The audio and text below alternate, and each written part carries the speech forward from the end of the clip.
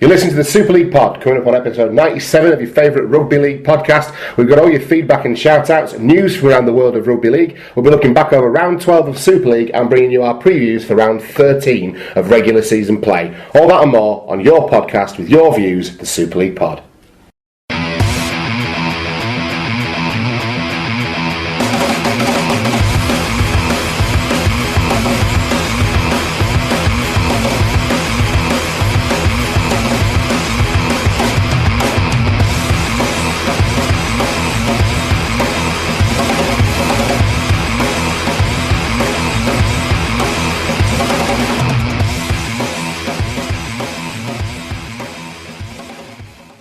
Okay, hello everyone, welcome to 97 of the Super League Pod. It's 2 weeks in a row I've cocked up my intro, Mark.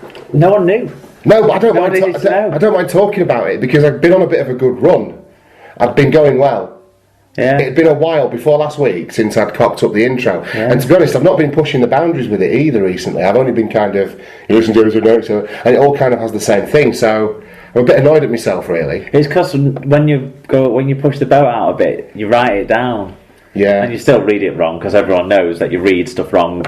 Well, on a weekly basis. Are we going to immediately jump in at hashtag Richard Whitingate, or are we going to catch up with each other a little bit? How's your week been? Let's just before we butcher me a little bit, because I'll listen. When mistakes get made, it's important you hold your hands up and acknowledge them, and that's fine. But before we do that, how's your week been? How's yours been? Let's start with you this week, because we always start with me. We do. Mostly because I usually assume you had a slightly more interesting week than me. You've got a more exciting life than me at the moment, I would suggest. I'm not sure. Work's going very well. That's one thing to talk about. I know we don't often talk about exactly what we do professionally, but I've had a good, productive week at work, and considering I work on a commission basis, that's a good... Not so much Colombians, I tend to leave them be, but certainly Croatians this week, and I'm reasonably confident that they're not listening, so that's okay. You never know. If they do have a branch, I'm sure Bruiser or Stu Morris will get in touch and tell us. Exactly, yeah, that's fair enough.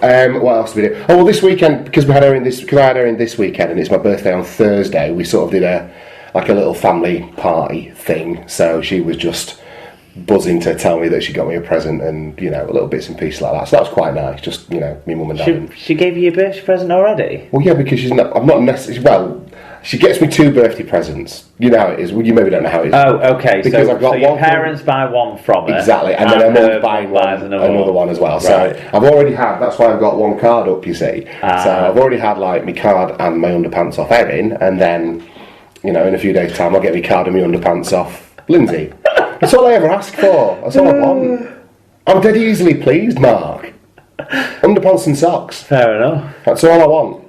I have to, point them out to people because they'll always get it wrong. I like a trunk. Yeah. Yeah. Did you spot... Not a hipster trunk. They sit too low and my arse comes out the top. Did you spot, what's his face?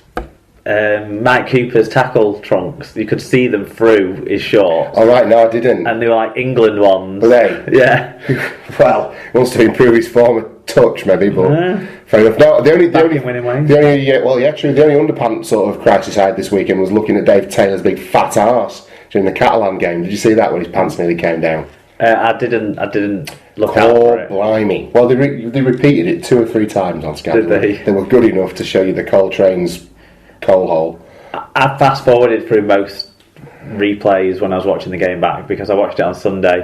So on Saturday I went on a trip to Lancaster with some of my old school friends. Fantastic. And where did you go in Lancaster? Boozed up. Oh, right, just like a lads piss up then. Yeah, basically.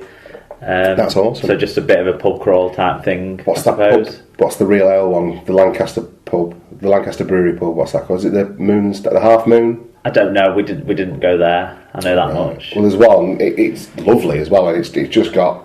They've got all the choices, but they've got Lancaster Black, Lancaster Amber, Lancaster Black, whatever, all of them on tap, and it's awesome.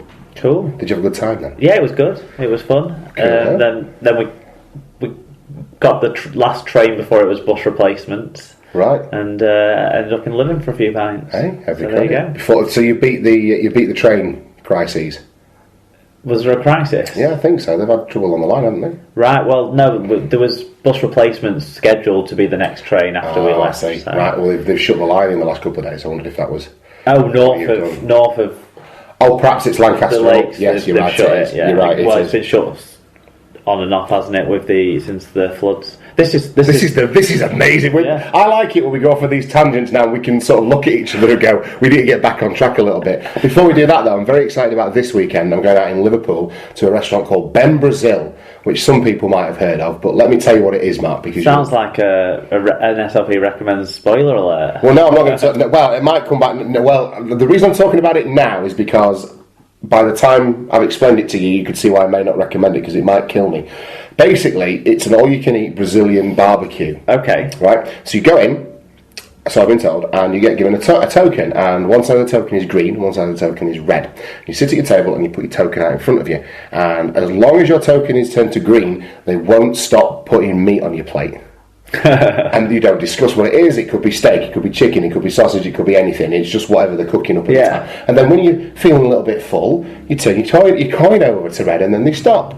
And then when you think, I can have a bit more meat, you turn it over again. So you could just stay there all day? I'm not entirely sure of the legal parameters of it. I suppose if you're buying overpriced cans of beer from them, they're probably not bothered. It'll keep going, won't it? What's the Brazilian beer? Brahma? Brahma, yeah. So that it's not going as an SLP recommends, because obviously you know me and my appetites and my inability to say no to food. So it could be that. How many shits do you reckon you're going to do whilst there? Oh, a lot. It's not really the best place to go with a newish girlfriend, to be honest. But it was her idea. So if she's taking you there, then she's got her feet under the table. I suppose she's comfortable with what you are by now. I would say so. Yeah, I would say she's obviously made her peace with what she's let herself in for. So so Ben Brazil is my is the thing I'm looking forward to next week for sort of a little birthday treat. Feedback and shout outs, Mark. I think it's important to address the big one this week, the elephant in the room. As everyone knows, Tom can't read off the script that's in front of him regularly during the news section or the results section. I am vowing here and now most of the show. No errors in episode 97. Other than the first recording of the... From here on, no errors. No. So, anyway, in reaction to the conversation we had last week, Colin Render set up a poll, so Cole's poll, if you will. Like it. And he asked if Tom said 2017 or 2014, and obviously the winning... How did I... Because two of those votes were you. No, I didn't vote. I didn't. This is the first I've seen of this. So 82% said I was right, and you'd said 2017. A remarkable 18% managed to think that you were still right, even though you obviously weren't. Well, just shows that there's 18% of people who I'd pissed off last week. Maybe so much so that they were prepared to admit I was right. Yeah. I was completely wrong. I did say 2017. So we had quite a lot of come back on this pretty much when everyone was listening to the show. Colin Render said, we all know what he said, let's just see if the listeners agree, which I took to mean it's probably just a popularity contest then. So I wondered if I'd annoyed a lot of people last week and I'd lose. Well, then you've got 82% of the popularity. Right. Yeah. No, I've got 82% of people who factually care, and 18% of people are pissed off about last week. 18% minority that are so staunchly Team Tom that they'll just no, like Holocaust deniers. No, never happened. But every message we got about it was unequivocally. Unequivocal? Whatever, it was all that I was right and you were wrong. And you were. So Langers, he said that you said 2017. Scoops got in touch. Sarah McKenzie, she said, Tom, you said 2017. Chris Macy got in touch, the Medway Bronco. He said, great podcast again, guys. Enjoy listening on a Tuesday morning. And Tom, sorry mate, but you said 2017. Yeah, okay. Cutthroat Jake and Sean Bruiser both said the same thing, and I think it's because you said to them, you can get in touch, tell us about pricks, but Tom's wrong. So both of them said, you're both pricks, but Tom, you're fucking wrong. There you go. So thank you, gents. Paul Campbell said, how can Tom be right? Sorry, old bean, but Tom, it's impossible for you to be right unless it's a lucky guess. Let's just spend some time talking about Paul using the turn of phrase old bean. I enjoyed it. Yeah. Victorian Paul. I love it. Paul Lewis said, I saw Colin's poll, and even before I listened to the episode, I knew Mark would be right. You know, that's the mark of a man who knows us very well. Pass me the beer, or at White Pie said, sorry Tom, you said 2017, and Rich Wilkinson, as predicted, was sharpish in before we woke up on the Tuesday to say 2017, Tom, you're wrong. One of my favourite things is to roll over in like the early morning on a Tuesday and already have feedback from Rich on the show. It's just lovely. It's like, oh, I've heard from Rich. What way to start Tuesday? Well, he also got in touch about his the Leon Price topic. That we couldn't understand why he thought he was a character of question. But he pointed out that if we searched his criminal record, that he's quite an undesirable bloke with Reardon. Yes. And also thinks he's in the same camp as our Salford shithouse friend, but can't find the articles. We did a bit of research and I did a bit of reading on this as well. Leon Price, I don't think was responsible for reprehensibly assaulting a woman. No. Although Stuart Reardon was. So... But Stuart Reardon's career... What a shithouse. Went the way you would hope it would for someone who behaves in such a way. Although, you know, Leon Price, his behaviour, far from desirable as well, in kind of assisting in that. And those who can't remember, it was what do you reckon, about 2010-ish? No, I think it was before that.